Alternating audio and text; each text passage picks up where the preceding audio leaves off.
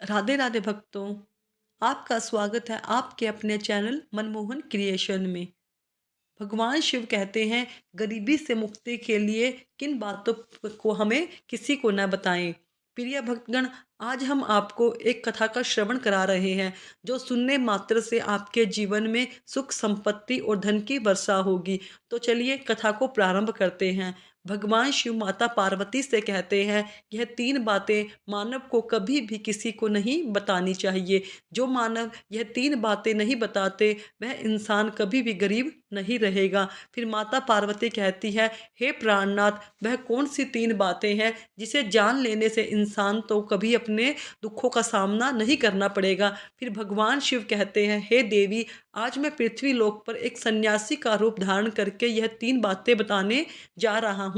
कृपया आप इस कहानी को ध्यान से सुने। अगर आप यह कहानी सुन रहे हैं तो पूरा सुनिए। इस कथा को आधा अधूरा छोड़कर जाने से गलती मत करिएगा, क्योंकि इस पवित्र कथा को पूरा सुनने से मन चाहे फल की प्राप्ति होगी। इसलिए इस कथा को पूरा सुने। आप शिव भक्त हैं तो भोलेनाथ का अनादर ना करें। भगवान शिव पृथ्वी लोक पर एक सन्यासी के रूप में आते हैं। आज की इस प्यारी सी कहानी की शुरुआत करते हैं। प्राचीन समय की बात है। एक नगर में एक धनवान सेठ रहता था। उसके घर में किसी भी चीज की कोई कमी नहीं थी। उसका व्यापार बहुत अच्छा चल रहा था। उसकी पत्नी भी बहुत खुश रहती थी, क्योंकि सेठ हर महीने उसके लिए नए नए गहने खरीदता था और उसे बहुत प्रसन्न रखता था।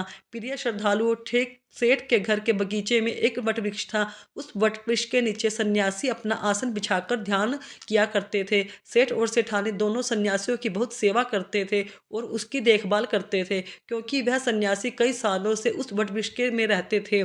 सेठ हर रोज सन्यासी को घर का भोजन देते थे और सन्यासी को उनसे बहुत प्रेम भी करते थे।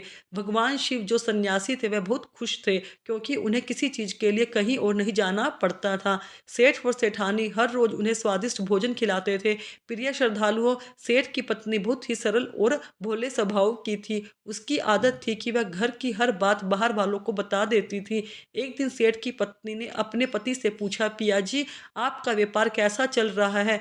आप कैसे कितना मुनाफा कमाते हो? श्रद्धालुओं, अपनी पत्नी का ऐसा सवाल सुनकर सेठ जी सारी बात बता दी। सेठ ने कहा कि प्रिया, मैं अनाज का धंधा करता हूँ। मैं चंबल की घाटी से अनाज खरीदता हूँ और उसे महंगे दामों में बेच देता हूँ। प्रिय श्रद्धालुओं, अपनी पति की यह बात जानकर सेठानी बहुत प्रसन्न हुई। उसने सोचा, मेरे पति तो बहुत ही बुद्धिमान है। यह बात तो सारे नगर वालों को पता होनी चाहिए कि मेरे पति इतने बुद्धिमान हैं और इतना ज़्यादा धन कमाते हैं। प्रिय श्रद्धालुओं, अब उस सेठ की पत्नी ने पूरे नगर में यह बात फैला दी कि उनके पति इस तरीके से पैसा कमाते हैं। अब क्या था, नगर के कुछ लोगों को जब यह पता चला कि सेठ किस प्रकार धन अर्जित करता है, तो वे भी सभी अनाज का धंधा करने लगे। फिर अब नगर के बहुत से लोग अनाज का व्यापार करने लगे। सेठ जो पहले कम दाम में अनाज खरीदता था और अब वही अनाज महंगे दामों में बिकने लगा। सेठ का धंधा थोड़ा कम हो चलने लगा। उन्हें मुनाफा नहीं होता और धीरे धीरे वह गरीब होता जाता। सेठ का पूरा धंधा बैठ जाता। यह देखकर वह बहुत चिंतित और दुखी हो जाता है। प्रिय श्रद्धालुओं, एक दिन की बात है। सेठ अपने व्यापार की परेशानी से तंग आकर बगीचे में बैठा था। तभी भगवान शिव जो सन्यासी थे वहां आते हैं और कहते हैं, सेठ जी, क्या बात है? आज आप कुछ परेशान लग रहे हो। तब सेठ बताता है कि हे संत महात्मा, मेरा व्यापार बहुत मंदा चल रहा है। मुनाफा बहुत कम हो गया है। नगर के बहुत से लोगों ने अनाज का धंधा शुरू कर दिया है, जिससे मेरा धंधा बैठता जा रहा है। भगवान शिव जो सन्यासी थे, सेठ की बातें सुनकर कहते हैं, सेठ जी, क्या आपने किसी को बताया था कि आप किस प्रकार अपना धन अर्जित करते हैं? किस प्रकार आप अपनी जीविका चलाते हैं? तब सेठ कहता है, हाँ संत महात्मा, मैंने अपनी पत्नी को सारी बात बताई थी। वह मुझसे पूछ रही थी कि आप इतना धन कैसे कमाते हो? तब मैंने उसको बताया था कि मैं अनाज का धंधा करके सारा पैसे कमाता हूँ। मैं चंबल में घाटी से कम पैसों में अनाज खरीदता हूँ और मार्केट में ज़्यादा महंगे दामों पर बेचता हूँ। वह मुझसे पूछ रही थी कि आप इतना धन कैसे कमाते हो? फिर अब सन्यासी को सारी बात समझ में आ गई। सेठ जी, आपकी बड़ी गलती कर दी। आपने सेठानी जी को सारी बातें नहीं बतानी चाहिए थी।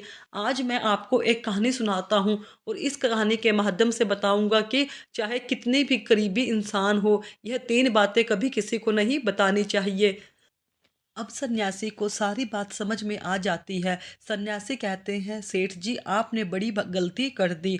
आपको सेठानी जी से यह बातें नहीं करनी चाहिए थी।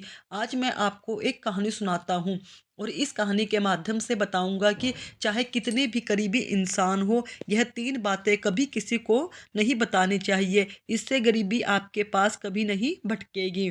प्रिय श्रद्धालुओं, अब सन्यासी जो भगवान शिव थे, वह अपनी कहानी प्रारंभ करते हैं। सन्यासी कहते हैं, हे सेठ, एक समय की बात है, एक नगर में एक गरीब आदमी रहता था। वह इतना गरीब था कि अपने परिवार के लिए ठीक से भोजन भी नहीं जुटा पाता था। फिर सन्यासी कहते हैं, सेठ जी, गरीबी मनुष्य के लिए एक अपमानकारी दुख था। बिना गृहस्थी के बिना धन के गृहस्थी और घर चलाना बहुत ही मुश्किल कार्य है। और फिर सन्यासी आगे कहते हैं, सेठ जी, वह गरीब आदमी जैसे तैसे अपने घर वालों का पेट पाल रहा था। कभी उनको भोजन मिल जाता तो कभी भूखे पेट ही सोना पड़ता था। एक दिन उस गरीब आदमी की पत्नी ने कहा, हमारे पास तो धन ही नहीं है। सुबह को खा ले तो शाम की चिंता, शाम को खा ले तो सुबह की चिंता। आखिर ऐसा कब तक चलेगा? मैं जैसे तैसे करके घर चला चला लूँगी, लेकिन आप धन कमाने के लिए परदेश चले जाइए। इस प्रकार से हमारे परिवार का गुजारा नहीं चलेगा। मनुष्य के पास चाहे कितना भी धन हो, लेकिन अगर उसके पास कोई काम नहीं है तो वह धन भी बेकार होता है। अगर हम कुछ नहीं करेंगे तो अपने बच्चे को कैसे पालेंगे? भूखे मरने से अच्छा है कि किसी की छोटी मोटी मजदूरी ही कर ली जाए। अब पत्नी के बार बार कहने पर वह गरीब आदमी धन कमाने के आसपास लेकर घर से निकल पड़ा। वह जंगलों के रास्ते से प्रदेश के लिए रवाना हो गया। चलते चलते वह एक जंगल में पहुंच गया। दूर की यात्रा तय करके जा रहा था। बेचारा थक चुका था तो उसने देखा कि आगे एक छायादार बरगद का पेड़ है। उस पेड़ की लंबी लंबी शाखाएं थी। उसकी जड़ें जमीन को छू रही थी। शीतल छाया देखकर वह बेचारा गरीब आदमी उस पेड़ के नीचे बैठकर आराम करने लगा। प्रिय श्रद्धालुओं, सन्यासी आगे कहते हैं, वह गरीब आदमी वह बरगद के नीचे आराम से लेटा हुआ था। तभी उसने देखा कि कहीं से एक सांप आया और वह सांप उसी पेड़ पर चढ़ गया। गरीब आदमी उस सांप की ओर गौर से देख रहा था। वह सोचने लगा कि यह सांप इस बरगद पर क्यों चढ़ रहा है और अब क्या करेगा। तभी उसने देखा कि उस पेड़ की डाल पर तोता और मैना का घोंसला था। घोंसले में तोता और मैना के बच्चे रखे हुए थे। सांप को देखकर तोता और मैना के बच्चे डर के मारे चिल्लाने लगे।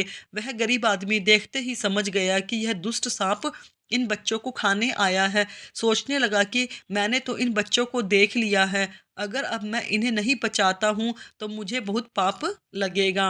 बच्चे तो बच्चे ही होते हैं, चाहे वो इंसान के हो या किसी पक्षी के। बच्चों की हमेशा रक्षा करनी चाहिए। उधर एक सर्प ने उन बच्चों के पास पहुंच जाता है। तभी वह गरीब आदमी उठता है और फटाफट बरगद की पेड़ पर चढ़ जाता है। उसने उस सर्प को मार गिराया और नीचे फेंक दिया। फिर उसी बरगद के नीचे आकर लेट गया। तोता और मैना के बच्चे अपनी रक्षा करने वाले उस गरीब आदमी को मन ही मन बहुत दुआएं देने लगे।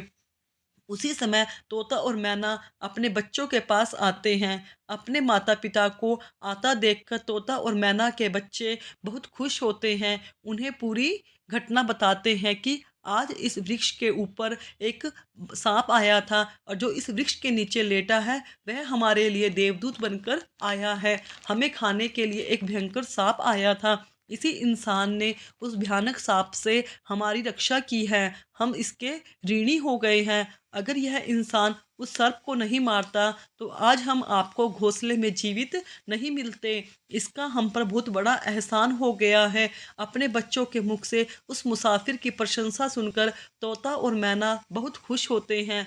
तोता और मैना उस गरीब आदमी के पास पहुंच जाता है और कहते हैं, हे मनुष्य, तुमने आज हमारे बच्चों की जान बचाकर हमें अपना ऋणी बना लिया है। आप कौन है और कहाँ जा रहे हो? तोता और मैना के पूछने पर वह गरीब आदमी कहता है कि हे पक्षियों, मैं एक गरीब आदमी हूँ और धन कमाने के लिए परदेश जा रहा हूँ। सफ़र का थका हुआ था तो इस बरगद की छाया में बैठकर आराम करने लगा। तब मैंने देखा कि एक दुष्ट सर्प तुम्हारे बच्चों को खाने के लिए तुम्हारे घोंसले के पास जा रहा था। मैंने उसे मार डाला। फिर तोता और मैना बोले, भाई, तुमने हम पर बहुत बड़ा उपकार किया है। संसार में सबसे बड़ी खुशी बच्चों से होती है। बच्चों से अधिक प्रिय तो किसी को कोई नहीं होता। आप भी तो धन कमाने अपने बच्चों के लिए परदेश जा रहे हो। अब आप हमारे बच्चों की जान बचाई है तो हम आपके बच्चों को भूखा नहीं रहने देंगे। तब उन्होंने बताया, हम दोनों तोता और मैना नाम के पक्षी हैं। हम हमेशा कीमती मोती खाते हैं। हमने सुना है कि यह मोती मनुष्य के लिए बहुत मूल्यवान होते हैं। हम तुम्हें कुछ मोती देते हैं। तुम उन्हें बेचकर बाजार से कुछ खाने पीने का सामान लेकर आओ और आज से तुम यही रहकर हमारे बच्चों की देखभाल करते रहना। हम तुम्हें इसी तरह से रोज यह कीमती मोती लाकर देते रहेंगे। तोता और मैना की बात सुनकर वह गरीब आदमी खुश हो गया और सोचता है कि अगर हमें यहीं रहकर धन मिलेगा तो बाहर जाने की क्या आवश्यकता है। प्रिय श्रद्धालुओं, वह आगे कहता है कि सेठ जी, वह गरीब आदमी तोता से कुछ मोती लेकर बाजार गया और अपने खाने पीने का सामान खरीद कर लाया। उस वृक्ष के नीचे उसने एक झोपड़ी बना ली, वहीं रहने लगा और तोता मैना के बच्चों की देखभाल करने लगा। अब तो तोता और मैना निश्चित हो गए, उन्हें उनके बच्चों की रक्षा करने वाला मिल गया। अब वे निश्चित होकर भोजन के लिए सुबह अपने घोंसलों से उड़ जाते थे और शाम को लौटकर आते थे। अपने बच्चों को घोंसले में सुरक्षित देखकर वे बहुत खुश होते थे और उस गरीब आदमी का धन्यवाद करते थे और उसे कुछ मोती लाकर देते थे। इस तरह से धीरे-धीरे तोता और मैना की नौकरी करते हुए उस गरीब व्यक्ति को 2 महीने बीत गए। इधर तोता और मैना के बच्चे भी बड़े हो गए। अब उस गरीब आदमी को अपनी पत्नी और बच्चों की याद आने लगी। एक दिन उसने तोता और मैना से कहा, हम अपने घर जाना चाहते हैं, पता नहीं हमारी पत्नी और बच्चे कैसे हैं। तब तोता और मैना बोले, हे भाई, अब तुम निश्चित होकर अपने घर जाओ और अपने बच्चों के साथ रहो। हमारे बच्चे भी अब उड़ने के काबिल हो गए हैं, अब कोई भय नहीं है। तुम अपनी पत्नी और बच्चों को देखो, कभी तुम्हें हमसे मिलने का मन हो तो इसी स्थान पर आ जाना। इतना कहकर तोता और मैना उस गरीब आदमी को ढेर सारे मोती दे देते हैं। अब वह गरीब व्यक्ति उन मोतियों को अपने साथ लेकर अपने घर पहुंच जाता है। उसने वह मोती अपनी पत्नी को दिखाए तो उसकी पत्नी बहुत प्रसन्न हुई। उसने पूछा, पतिदेव, तुम यह कीमती मोती कहाँ से लेकर आए हो?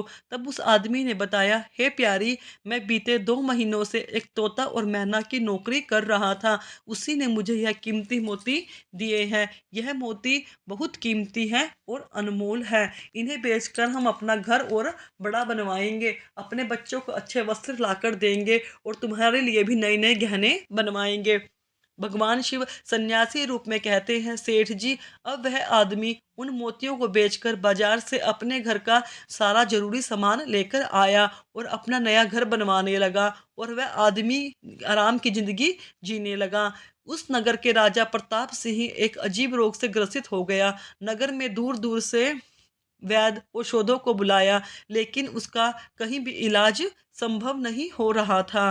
न और अपने-अपने तरीके से इलाज शुरू कर दिया, लेकिन राजा के स्वास्थ्य में कोई भी सुधार नहीं हुआ।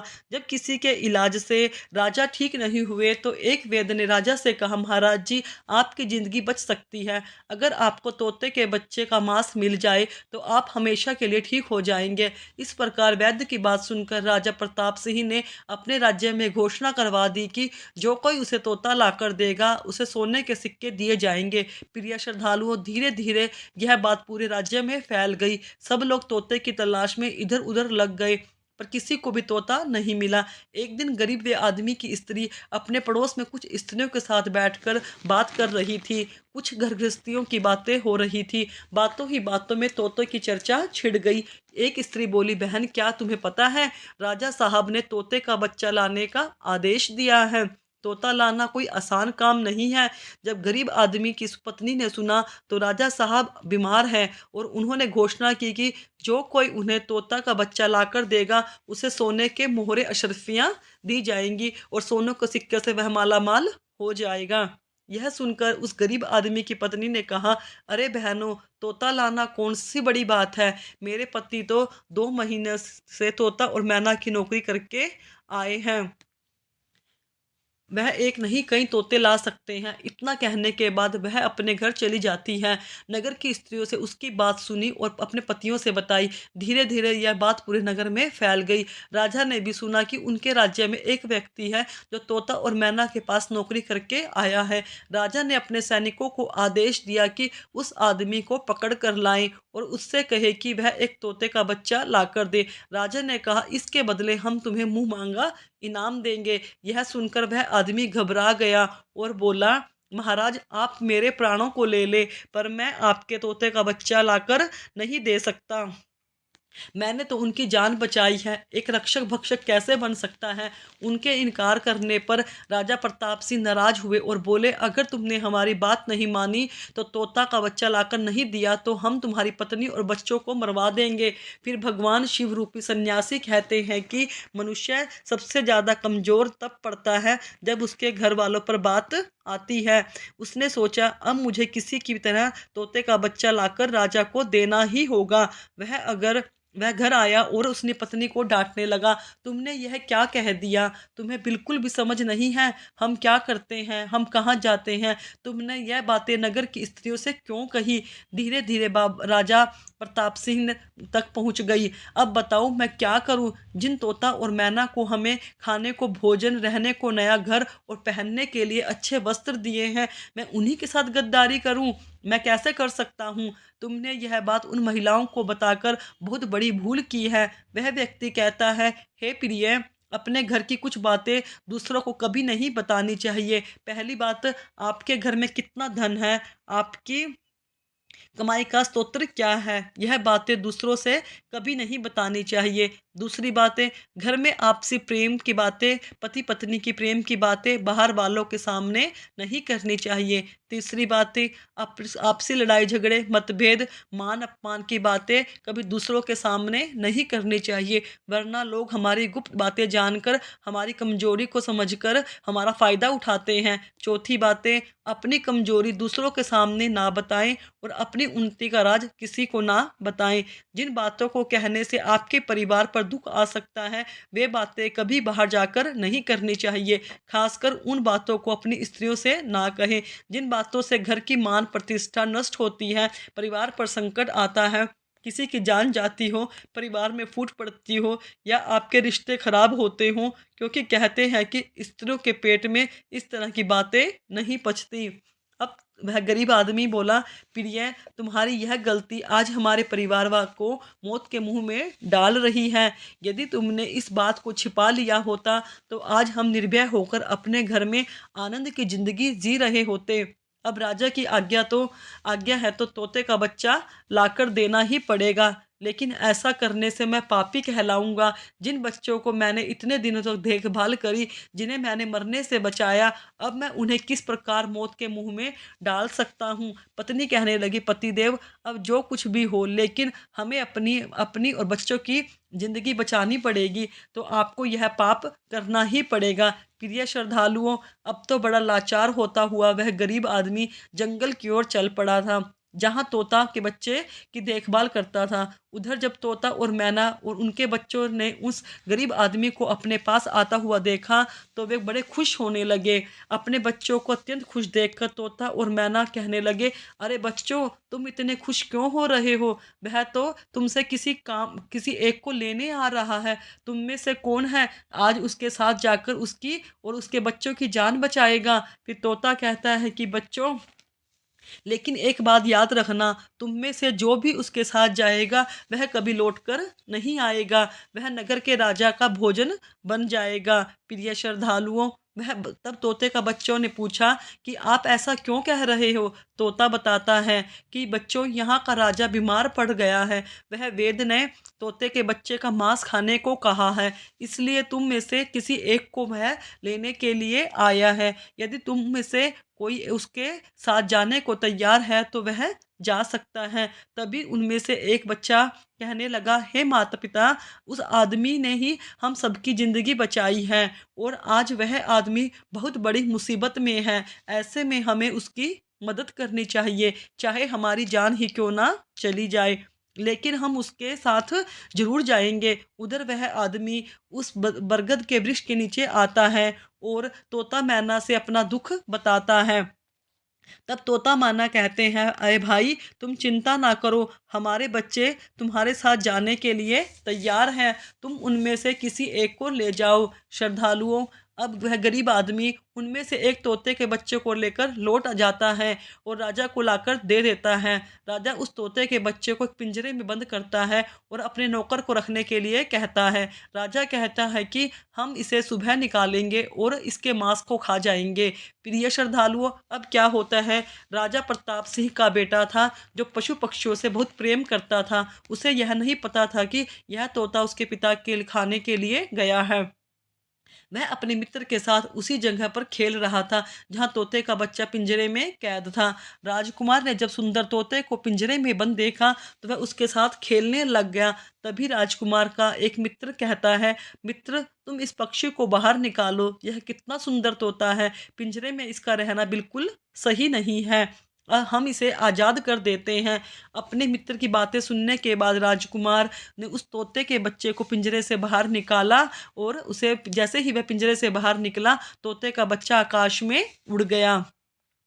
धीरे धीरे यह बात राजा के पास पहुंची। अपने राजकुमार ने उस तोते को छोड़ दिया है, अब आपके प्राण बचाना बड़ा मुश्किल है। यह सुनकर राजा को बहुत गुस्सा आया। उन्होंने तुरंत राजकुमार को बुलाया और गुस्से में कहा, अरे नादान पुत्र, तूने उस तोते के बच्चे को क्यों छोड़ दिया? राजकुमार बहुत घबरा गया और बोला, पिताजी, मुझे क्या पता था कि वह उड़ जाएगा, मैं तो उसके साथ खेलना चाहता था। अपने पुत्र की बात सुनकर राजा को और भी गुस्सा आया। उन्होंने उसे नगर से निकालने का आदेश दे दिया। अब राजा के सैनिक राजकुमार को नगर की सीमा के बाहर छोड़ देते हैं। उधर वह तोते का बच्चा उड़कर अपने माता पिता के पास पहुंचता है और उन्हें सारी बात बता देता है कि राजा के बेटे ने उसे आज़ाद कर दिया है। तोता और मैना ने जब अपने बच्चे को देखा तो कहा, पुत्र, राजा के बेटे ने तो तुम्हें आज़ाद कर दिया, लेकिन वह खुद संकट में फंस गया। उसके दुष्ट पिता ने उसे नगर से बाहर निकाल दिया है। अब उसकी ज़िंदगी की जिम्मेवारी तुम्हारे ऊपर है, तुम जाओ और उसकी मदद करो। तोता राजकुमार की मदद करने के लिए उसके पास पहुंच जाता है। राजकुमार उसे देखते ही पहचान जाता है, यह तो वही पक्षी है जिसे मैंने पिंजरे से आज़ाद किया था। राजकुमार कहता है, तुम्हारी वजह से मेरे पिता ने मुझे नगर से निकाल दिया है, अब तुम ही बताओ मैं क्या करूं, कहाँ जाऊं? तोता कहता है, मित्र, तुम चिंता मत करो, तुमने मेरी जान बचाई थी, इसलिए मैं तुम्हारी मदद करने आया हूँ। दुख सुख में अब मैं तुम्हारे साथ ही रहूंगा। अब राजकुमार खुश हो जाता है क्योंकि उसे कम से कम एक साथी तो मिल ही गया। अब तोता और राजकुमार दोनों एक दूसरे नगर में घूमने लगते हैं। चलते चलते वे दोनों एक सुंदर बगीचे में पहुंच जाते हैं। उसी बगीचे में वहां के राजा की पुत्री भी अपनी सहेलियों के साथ घूमने आया करती थी। उस राज्य के राजा की कन्या का नाम रूपमती था। राजकुमारी रूपमती बहुत ही सुंदर थी। उसकी खूबसूरती की चर्चा पूरे नगर में होती थी। राजकुमार और उसका तोता के बीच बगीचे में बैठे हुए थे। तभी वह कन्या रूपमती अपनी सहेलियों के साथ बगीचे में घूमने आती है। राजकुमारी को देखकर राजकुमार वृक्ष के पीछे छुप जाता है और तोता राजकुमारी के सामने पहुंच जाता है। राजकुमारी उस सुंदर तोता को देखकर मोहित हो जाती है। वह उसे पकड़ना चाहती है, लेकिन तोता उसकी पकड़ में नहीं आता है। यहाँ राजकुमार राजकुमारी रूपमती की सुंदरता पर मोहित हो जाता है। कुछ समय बगीचे में टहलने के बाद राजकुमारी अपने महल में लौट जाती है। राजकुमारी पूरी तरह से राजकुमार पर मोहित हो चुकी थी। अब तो उसे एक पल भी अच्छा नहीं लग रहा था। वह तोते ने कहा, मित्र तुम चिंता मत करो, तुम जिसे चाहने लगे हो मैं तुम्हें उसके मिलवा दूंगा। राजकुमार बोला, मित्र तुम मुझे किसी भी तरह उस राजकुमारी से मिला दो, मैं उसके बिना अब नहीं रह पाऊंगा। तोता बोला, मित्र तुम मुझ पर भरोसा रखो, पता लगा कर आता हूँ कि राजकुमारी कहाँ रहती है, तुम उससे मिलकर कैसे मिल सकते हो। अब तोता राजकुमारी रूपमती के पास जाता है। राजकुमारी के महल में चारों तरफ सैनिक तैनात थे, लेकिन तोता उड़ता हुआ ऊपर से जाता है और जाकर राजकुमारी के कक्ष के बाहर बैठ जाता है। तोता वहां से सब नजारा देखता है और सारी बात आकर राजकुमार को बताता है कि महल में जाकर राजकुमारी से मिलना बहुत मुश्किल है। तोता कहता है कि तुम एक काम करो, अपना रुमाल मुझे दे दो, मैं तुम्हारा रुमाल आज राजकुमारी के पास पहुंचा दूंगा और उसकी चुनरी ले आऊंगा। प्रिय श्रद्धालुओं, अब रात में तोता राजकुमार का रुमाल लेकर राजकुमारी के पास रख देता है और राजकुमारी की चुनरी साथ ले आ जाता है। सुबह जब राजकुमारी रूपमती जागती है तो देखती है कि उसकी चुनरी गायब है और उसके पास एक रुमाल रखा हुआ है। राजकुमारी तुरंत समझ गई कि रात में कोई पुरुष उसके कक्ष में आया था। उसने देखा कि उसकी चुनरी गायब है और उसकी जगह किसी पुरुष का रुमाल है। राजकुमारी बहुत व्याकुल हो जाती है और अपने सभी सिपाहियों को सावधान कर देती है। तब वह सिपाहियों से पूछती है कि रात में उसके पास कौन आया था, लेकिन किसी के पास कोई जवाब नहीं होता। अब राजकुमारी के कक्ष की सुरक्षा और बढ़ा दी जाती है। अगली रात फिर से तोता राजकुमारी के कक्ष में जाता है और अपने मित्र द्वारा लिखी हुई चिट्ठी को राजकुमारी के पास रख जाता है। अगले दिन जब राजकुमारी जागती है और चिट्ठी पढ़ती है तो उसमें लिखा होता है कि राजकुमारी, मैंने जब से तुम्हें देखा है तब से मैं तुम्हारा हो गया हूँ। मैं तुमसे विवाह करना चाहता हूँ। अगर तुम्हें मुझसे मिलना है तो तुम अपने बगीचे में आ जाना, मैं तुम्हें वहां मिल जाऊंगा। अब राजकुमारी अपनी सहेलियों को लेकर बगीचे में जाती है, लेकिन वहां उसे कोई पुरुष नजर नहीं आता। वहां तो सिर्फ वही तोता घूम रहा होता है जिसे उसने उस दिन देखा था। तोता राजकुमारी से कहता है, राजकुमारी, जिसे देख रही हो मैं तुम्हें उससे मिला सकता हूँ, लेकिन पहले तुम मुझे वचन दो कि तुम यह बात अपने पिता से नहीं कहोगी और मेरे मित्र को बंदी नहीं बनाओगी। राजकुमारी ने वचन दिया कि वह उसे बंदी नहीं बनाएगी। मुझे उससे मिलाओ, मैं भी देखना चाहती हूँ कि वह कौन है जो इतने सख्त पहरे के बावजूद भी मेरे कक्ष में पहुंच जाता है। तब तोता ने अपने मित्र राजकुमार को बुलाया। राजकुमार भी देखने में बहुत सुंदर था। उसकी सूरत देखकर राजकुमारी भी उस पर मोहित हो गई। तब राजकुमार आता है और राजकुमारी के पास बैठकर बड़े ध्यान से उसके सुंदर चेहरे को निहारने लगता है। राजकुमारी ने पूछा, तुम कौन हो? इतने कड़े पहरे के बाद भी तुम मेरे पक्ष तक कैसे पहुंच गए? राजकुमार बोला, प्रिय, जब दिल से प्रेम होता है तो कोई भी कार्य असंभव नहीं होता। जब से मैंने तुम्हें देखा है तब से मैं तुम्हें प्रेम करने लगा हूँ और तुमसे विवाह करने की इच्छा रखता हूँ।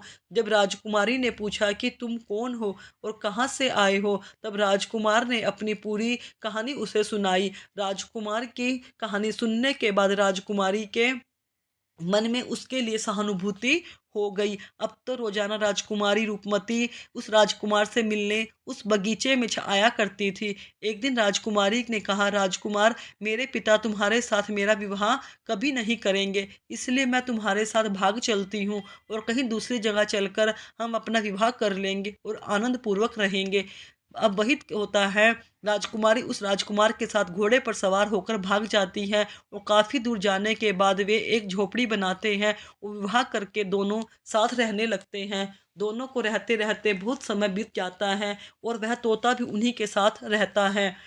प्रिय श्रद्धालुओं, भगवान शिव रूपी सन्यासी कहते हैं, सेठ सेठ जी, उस राजकुमार की झोपड़ी में किसी तरह से आग लग जाती है और उसी आग को बुझाने के चक्कर में उस तोते का एक पंख जल जाता है।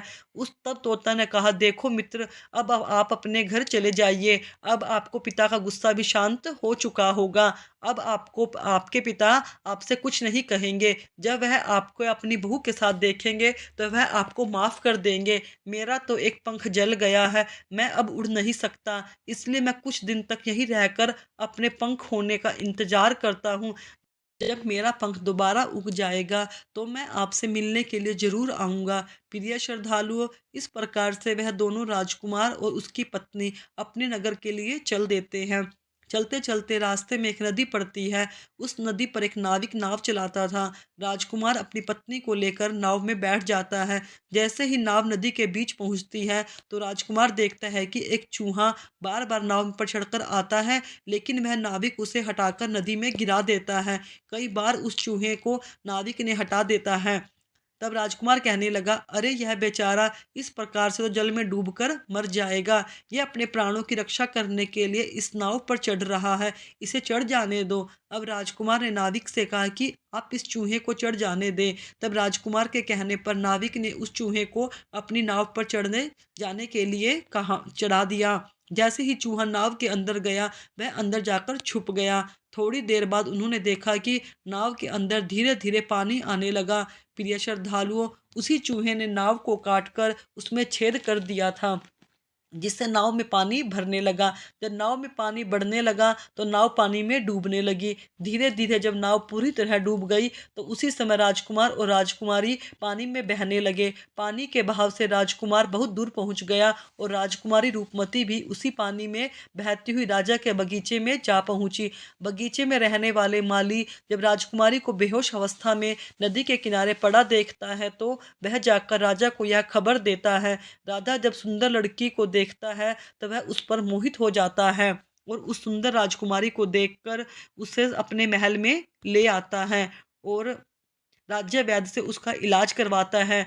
कुछ दिन बीतने के बाद जब राजकुमारी ठीक हो जाती है तो एक दिन वह देखती है कि राजा उसके करीब खड़ा है। राजा ने पहले ही राजकुमारी रूपमती के चेहरे को निहार रहा था। अब वह राजकुमारी से विवाह करना चाहता था। राजकुमारी कहने लगी, हे राजकुमारी, तुम्हारा भी इस दुनिया में कोई नहीं है। अब तुम हमारी पत्नी बन जाओ। तुम हमारी रानी बन जाओगी और महलों में बड़े आराम से मेरे साथ रहना। राजकुमारी रूपमती बहुत ही बुद्धिमान थी। उसने अपने मन में विचार किया, यदि वह इस समय राजा को विवाह करने से मना कर देती है तो राजा उसके साथ जबरदस्ती करेगा। इसलिए उसने राजा से कुछ दिनों के लिए का समय मांगा। रूपमती बोली, राजा साहब थोड़े दिन ठहर जाओ, उसके बाद मैं तुमसे विवाह कर लूंगी। अब राजकुमारी उसी राजा के महल में रहने लगी और गरीब असहाय लोगों को भोजन करवाने लगी। उधर अब क्या होता है, उसका जो पति था राजकुमार, जो पानी में बह गया था, वह बेचारा मुसीबत का मारा हुआ इधर उधर घूमता हुआ उसी जगह पर भोजन की तलाश में पहुंच जाता है जहाँ राजकुमारी गरीबों को भोजन कराती है। वही राजकुमार भी पहुंच गया। राजकुमारी ने उसे देखते ही पहचान लिया और उसकी आंखों में आंसू आ गए। राजकुमारी ने राजकुमार को एकांत में बुलाया और सारी बात बताई। उसने कहा, हे स्वामी, आप यहाँ आराम से रहिए और इसी राजा की नौकरी कीजिए। जब हमें मौका मिलेगा तब हम यहाँ से भाग चलेंगे। राजकुमार उसकी बात से सहमत हो गया और राजा का नौकर बनकर महल में रहने लगा। वह राजकुमारी रूपमती की सहायता करने लगा और गरीबों को भोजन परोसने लगा। लेकिन जब राजा को यह नहीं पता था कि राजकुमार उसका पति है, राजा तो उसे अपना नौकर समझता था। इस प्रकार राजकुमारी रूपमती राजकुमार के साथ पक्षियों को दाना चुगाती थी। वह दिन वही तोता राजकुमारी के यहाँ दाना चुगने आया और उसके नए पंख निकल आए थे। जब उसने दाना चुगने आया तो उसने राजकुमार और राजकुमारी को पहचान लिया। राजकुमारी रूपमती ने तोते को देखा तो उसकी आंखों में आंसू झलक आए। उन्होंने तोते को पूरी कहानी सुनाई कि वे इस प्रकार से यहाँ फंस चुके हैं और राजा को भी नहीं पता कि वे पति पत्नी हैं। तब तोता कहने लगा, हे राजकुमार, अब चिंता मत करो। आज रात राजा के सभी सैनिक सो जाएंगे। जब तुम्हें यहाँ से निकालकर तुम्हारे पिता के घर पहुँचा दूंगा। प्रिय श्रद्धालुओं, वही हुआ जो होना था। वह रात होती है तो राजा के सभी सिपाही गहरी नींद में सो जाते हैं। जब सभी सैनिक सो जा गए तो उसी समय राजकुमारी और राजकुमार महल से निकल पड़े। रात के अंधेरे में वे राजकुमार अपने पिता प्रताप सिंह के पास पहुंच गए। राजकुमार अपनी पत्नी को साथ लेकर अपने पिता के पास पहुंचा तो उन्हें देखकर राजकुमार का पिता बहुत प्रसन्न हुआ। उसे अपनी करनी पर पश्चाताप हुआ और उसने अपने पुत्र को नगर से निकालकर बहुत बुरा किया। वह बार बार अपने पुत्र से क्षमा मांगने लगा। तब राजकुमार ने बताया, पिताजी, मेरी रक्षा उसी तोते ने की है जिसे आप मारकर खाना चाहते थे। उसी ने मेरे प्राण बचाए हैं, मुझे शत्रुओं से छुटकारा दिलाया है। राजकुमार के मुख से तोते की बात सुनकर राजा बहुत प्रसन्न हुआ। उसी दिन से राजा ने प्रण किया, आज से हमारे राज्य में कोई भी पशु पक्षियों को नहीं मारेगा, सभी लोग उन्हें दाना देंगे। प्रिय श्रद्धालुओं, इतनी कहानी सन्यासी सेठ जी को सुनाते हैं और बताता है कि देखा सेठ जी, इस प्रकार कुछ बातें बताने का पर जीवन में घोर संकट आ सकता है, इसलिए यह बातें कभी भी नहीं बतानी चाहिए। जैसे आपने अपनी पत्नी को बताया कि आप किस प्रकार धन अर्जित करते हैं और आज आपका व्यापार खतरे में है। सेठ जी को अपनी गलती का एहसास हुआ।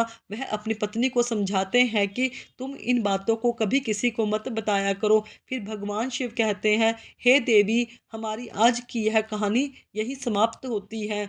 इस वीडियो को बोलते समय कोई त्रुटि हो गई हो तो मैं क्षमा चाहती हूँ। उम्मीद है आप लोगों को मेरी वीडियो अच्छी लगी होगी। अगर वीडियो अच्छी लगी तो चैनल को सब्सक्राइब करें, कमेंट में राधे राधे लिखें।